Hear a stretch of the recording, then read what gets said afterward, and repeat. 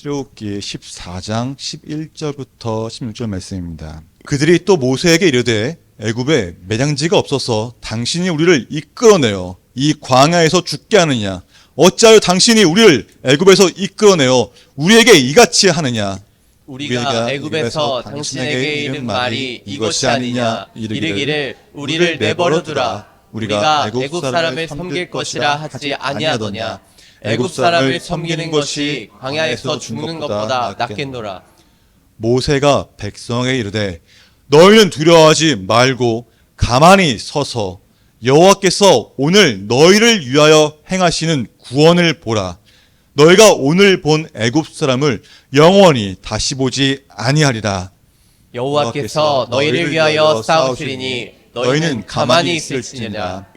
여호와께서 모세에게 이르시되 너는 어찌하여 내게 부르짖느냐? 이스라엘 자손에게 명령하여 앞으로 나아가게 하고 지팡이를 들고 손을 바다 위로 내밀어 그것이 갈라지게 하라. 이스라엘 자손이 바다 가운데서 마른 땅으로 행하리라. 이 하나님의 말씀입니다. 아멘. 아멘. 할렐루야. 자, 2월은 우리가 믿음은 우리를 변화시킨다는 주제를 가지고 성결의 영역에서 말씀을 전하고 있습니다. 지난주에는 우리가 반드시 지켜야 할 건 믿음입니다라는 제목으로 믿음을 지키기 위해서는 말씀을 가까이 하며 예수를 믿는 영적 가치를 알고 또 성령 충만함을 경험한 자가 믿음을 지킬 수 있다고 백문께서 전하였습니다. 그리고 오늘은 믿음으로 선포하라라는 제목으로 은혜의 말씀을 선포하고자 합니다. 자, 이 앞에 나오는 그림이 혹시 뭔지 아시겠습니까? 6살 아이가 그린 그림입니다. 자, 이게 뭘 그린 거냐면은 이 6살 아이가 홍해가 갈라지는 모습을 그린 거예요. 예. 6살 아이도 알고 있을 정도로 오늘 이 이야기는 우리에게 정말 많이 알려진 이야기입니다. 오늘 본문은 정말 세상 사람들도 누구나 한 번쯤은 다 알고 있는 그런 영화의 장면처럼 느껴지는 것이 바로 홍해를 건넌 사건입니다. 저 생각해보면은 제가 이 성경책을 읽기 전부터 이 홍해 사건에 대한 것은 아주 인상 깊게 각인이 되었습니다. 그럴 수밖에 없는 것이 이 1989년 이 MBC를 통해서 방영된 영화가 한 편 있습니다. 뭔지 아시겠습니까? 예, 1956년에 개봉한 10개라는 영화입니다. 예, 이 영화가 56년에 개봉했지만은 우리나라에서는 1989년에 MBC에서 이 영화를 틀어줬어요. 그 후로도 정말 많이 틀어졌습니다. 뭐 여러 가지 많은 장면이 있었지만 저는 특히나 이 홍해가 갈라지는 이 장면만큼은 정말 정말 너무너무 제 기억에 남던 장면입니다. 그 당시에 상상력을 자극할 정도로 정말 놀라운 장면이었습니다. 많은 분들이 알고 있는 이 이야기, 홍해가 갈라진 이 이야기를 다시 한번 살펴보길 원합니다. 자, 이스라엘 백성들이 출애굽을 하게 된 배경을 다들 잘 아시겠지만은 우리 어린 아이들을 위해서 잠깐만 언급하면은 이스라엘 백성들이 이집트에서 강제 노동을 하고 있었습니다. 노예로 일을 하면서 너무나 많은 일과 쉬지도 못하고 합당한 대를 못하니까 받지 못하니까 어땠어요? 울었죠. 울면서 하나님 우리는 왜 이렇게 됐습니까? 그래서 막 울부짖으니까 하나님이 그걸 들으셨어요. 들으시고 모세를 통해 이스라엘 백성들을 이 이집트로부터 탈출시키려고 했습니다. 물론 쉽지 않았어요. 그냥 말로는 되지 않겠죠. 이집트의 왕 파라오는 노동력을 유지하고 싶었기 때문에 이스라엘 백성들을 정말 보내기 싫었습니다. 하지만 하나님께서 모세를 통해 이집트에 몇 가지의 재앙을 내리셨나요? 종원아? 그렇지. 10가지 재앙을 내리셨습니다. 이 10가지 재앙을 통해서 이 파라오는 결국 이스라엘 백성들을 보내게 되었습니다. 그렇게 모세는 하나님께서 약속하신 그 땅으로 가기 위해서 이스라엘 백성들을 다 데리고 무려 200만 명이 넘는 그 사람들을 데리고 광야로 떠나게 되었습니다. 어떤 기변이었을까요? 그들은 지금까지 430년이라는 시간 동안 이집트에서 종살이를 했습니다. 많은 일을 했었고요. 당연히 노예이기 때문에 뭐 이루말할 수 없겠죠. 근데 이제는 그 노예라는 신분에서 벗어나 자유의 신분이 되었습니다. 이제는 미래를 꿈꾸면서 새롭게 정착할 그 땅을 꿈꾸며 나아갈 수 있게 된 것입니다. 희망으로 가득한 시간이었을 거예요. 그래서 얼마나 웃으면서 정말 기쁘게 나가지 않았겠습니까? 그런데 그때 일이 일어난 거죠. 하나님의 역사하심으로 기분 좋게 출발했지만 이스라엘 백성들은 지금 암담한 현실과 마주하게 된 것입니다. 자, 뒤에는 이집트 군사들이 자신들을 붙잡기 위해 쫓아오는 것이 눈에 보이기 시작합니다. 그리고 앞에는 홍해가 있어서 건널 수 없는 그런 깊은 바다가 보이는 상황입니다. 도망갈 수도 없고 나갈 곳도 없는 그런 암담한 현실이 부딪히게 된 것이에요. 그런데 놀라운 사실은 이런 상황에 처하도록 하신 것이 바로 하나님의 계획이었다는 것입니다. 하나님께서는 말씀하셨습니다. 자, 14장 2절 우리 오채원 학생 읽어줄까요?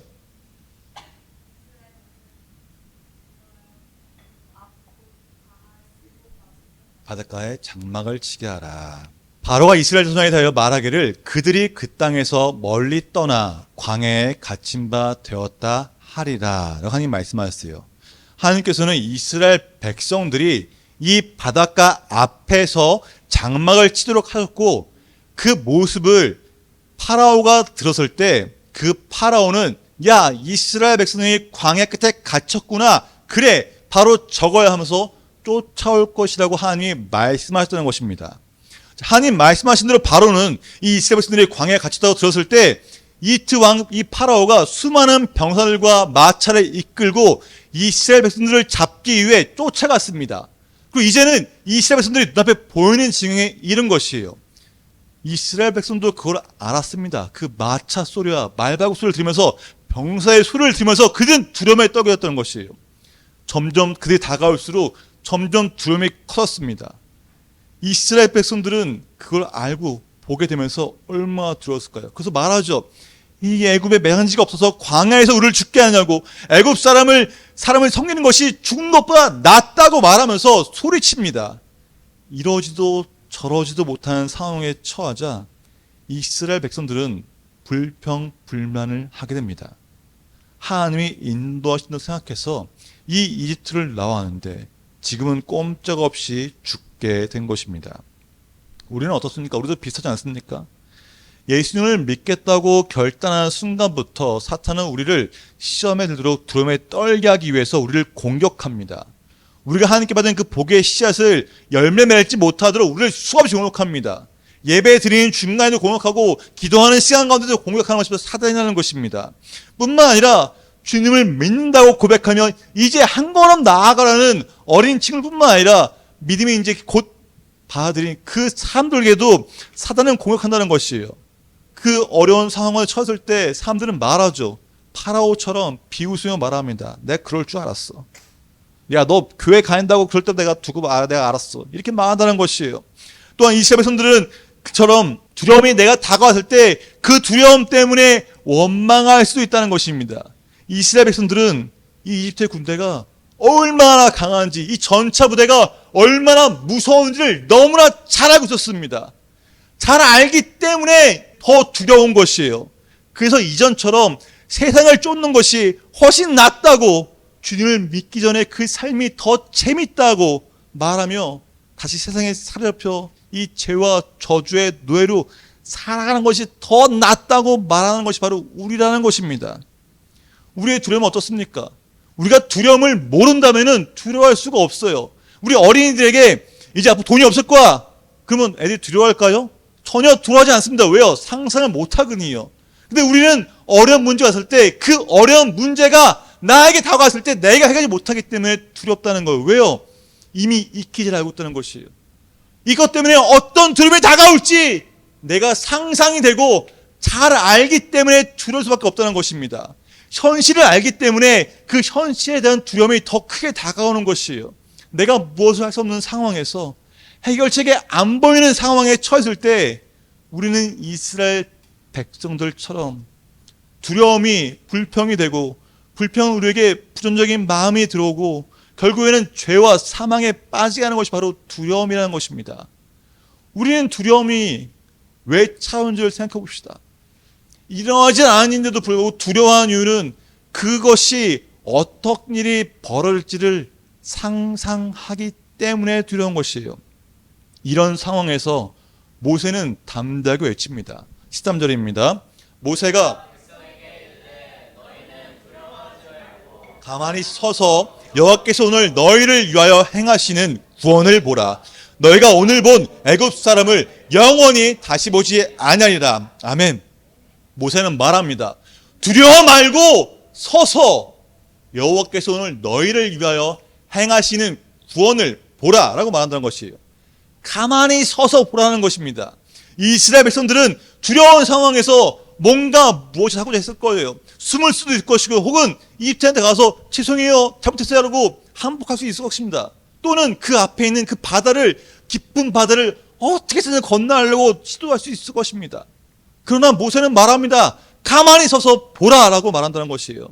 믿음이 연약하여 하나님을 바라보지 못하고 두려워하는 그 이스라엘 백성들에게 가만히 서서 하나님의 살아계심을, 하나님의 일하심을 보라고 말한다는 것입니다. 자, 무엇을 보라는 거예요? 14절입니다. 여호와께서 너희를 위하여 싸우시리니 너희는 가만히 있을지니라. 여호와 하나님이 너희를 위하여 싸우는 것을 두 눈으로 보라는 것입니다. 너희를 위하여 싸우는 그 하나님의 말씀을 보라는 거예요. 이스라엘 백성들은 이 이집트를 나오는 순간부터 하나님이 인도하였습니다. 어떻게 해요? 구름 기둥으로 낮에는 인도하시고 밤에는 무슨 기둥이에요? 불 기둥으로 인도하시면서 이스라엘들을 보호하였습니다.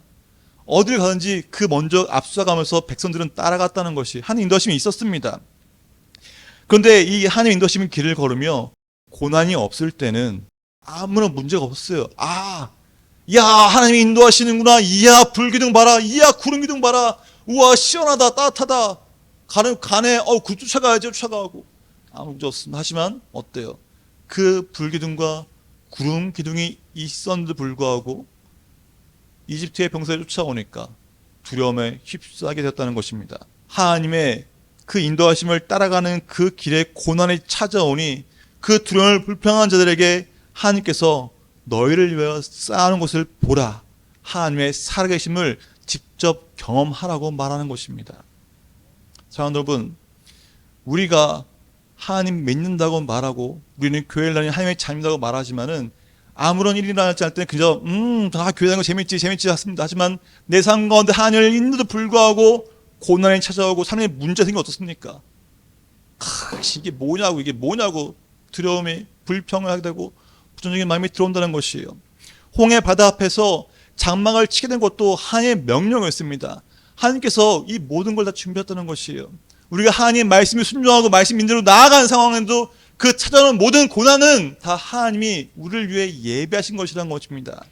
하나님께서는 이 모든 상황을 준비하세요. 하나님께서는 이 홍해를 통해 믿음이 연약한 자들을 연단하시고 하나님을 믿지 않는 자들에게는 하나님의 살아계심을 보여주기 위한 사건이 바로 이 홍해의 사건이라는 것입니다.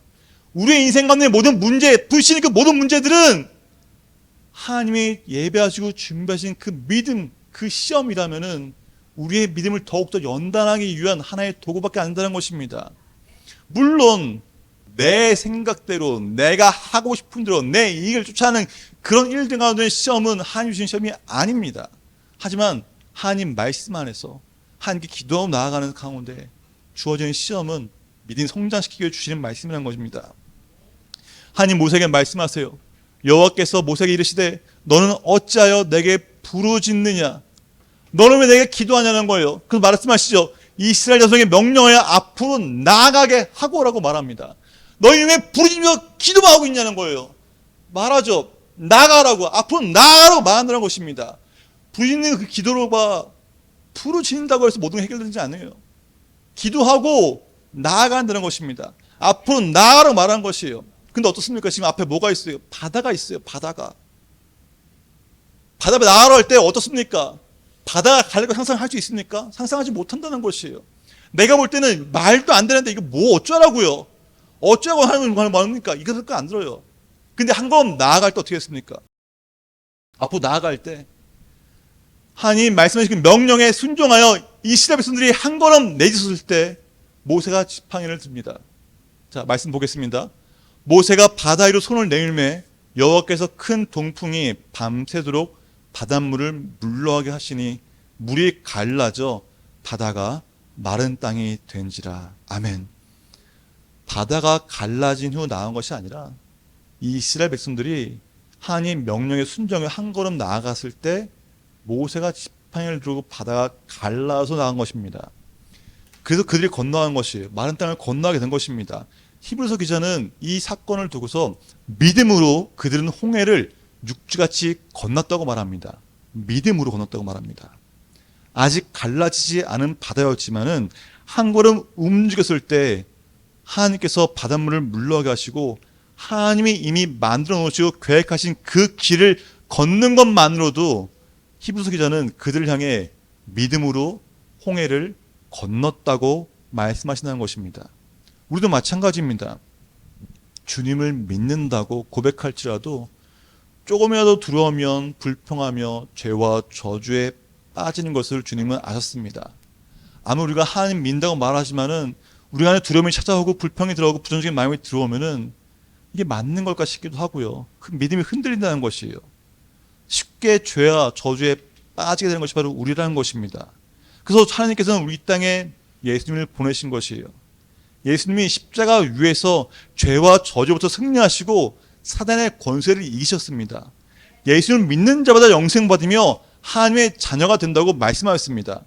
이미 하나님께서 예수님을 통해 승리의 길을 만들어 놓으셨는데도 불구하고 우리는 세상의 문제 앞에 해결할 수 없는 문제, 그 두려움을 갖게 된다는 것입니다. 그래서 주님께서 너희들이 두려워하지 말고 제발 한 걸음 나아가라고, 믿음으로 나아가라고 우리에게 성령을 주신 것입니다. 우리는 성령의 역사하심으로, 성령의 권능으로 이미 하나님께서 바닷길을 열어주시고 걸어갈 수 있게 해주신 그 길, 우리에게 보이지 않는 그 믿음의 길, 하나님이 이어주신 그 승리의 길을 믿음으로 내딛어야 하는 것입니다. 그래서 우리는 믿음의 선포가 정말 필요한 것이에요. 선포는 말만 외치는 게 아닙니다. 말하고 행동하는 것입니다. 하나님께 기도하고 믿음으로 한 걸음 나아갈 때 우리에게 역사가 일어납니다. 그렇기 때문에 아무리 불가능해 보이는 상황일지라도 눈을 들어 주님을 먼저 바라봐야 돼요.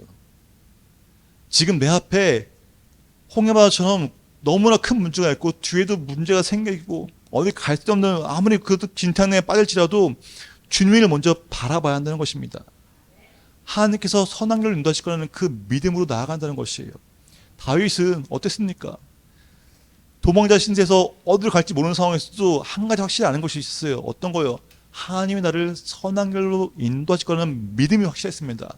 그 하나님께 묻고자 했어요. 하나님 어떤 길로 하면 좋을까요? 하나님 어떤 걸 상상하십니까? 라고 말한다는 것이에요. 우리 똑같아요.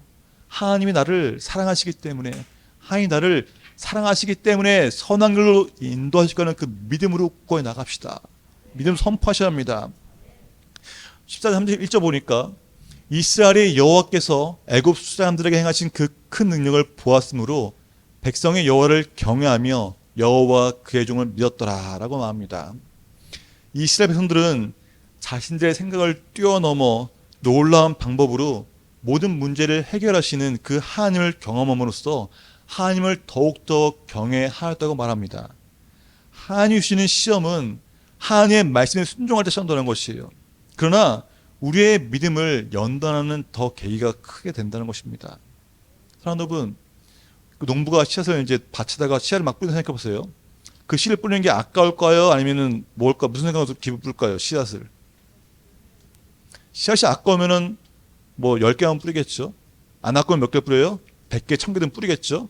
그럼 누가 더 많은 열매를 건져요? 100개, 1000개 뿌리는 사람이 더 많이 건지잖아요. 당연한 이치죠. 그럼 우리를 당연하다고 말하잖아요. 근데 우리는 그렇게 믿음대로 하지 못한다는 것이에요. 믿음대로 선포하고 나아가는 자, 믿음으로 뿌리는 자가 보다 더 많은 열매를 맺는 것입니다. 이 이스라엘 백성들은 정말 나약한 자들이잖아요. 정말 나약한 자들. 지금 우리보다 더 나약한 사람입니다. 그 우리에게 주신 성령이 역사하심을 통해서 한 번 내딛길 원해요. 정말 간절히 바라는 거 있다면은 이 믿음은 정말 보이지 않는 것이고 우리가 누구 설명하기도 힘들어요. 하지만 하나님이 나를 사랑하신다는 그것, 하나님이 나를 선한 길 인도하신다는 그것, 하나님이 예배하신 길이 분명히 있으니 내가 하나님 말씀에 의지하여 하나님 말씀을 선포하고 한 것 내드릴 때 그 길이 열린다는 믿음으로 나아갑니다. 두려움은 하나님이 주신 것이 아니잖아요. 사단의 구주는 공격이 바로 두려움입니다. 선포하시고 보혈도 선포하시고 보혈을 입으셔서 승리합시다. 우리에게 친한 사람이, 우리에게 가장 가까운 사람이 우리를 공격할 수 있습니다. 하지만 우리는 그 흔들리지 않고 하나님이 함께 하시니 난 승리할 것이라고, 하나님이 보다 좋은 게 인도하실 것이라고, 하나님의 역사하심을 통해서 나아간다고 선포하시고 승리합시다. 믿음으로 선포하여 하나님의 역사하심을 경험하는 우리 믿음의 성령 되시기를 주님을 축복합니다. 이 성령의 바람이 우리에게 임해야 돼요. 성령이 임하고 성령의 능력이, 성령의 권능이 임할 때 우리는 두려움에 흔들리지 않고 믿음으로 담대하게 선포하며 나갈 수 있습니다. 우리 시간 찬양으로 선포하면서 주께 나아가길 원합니다.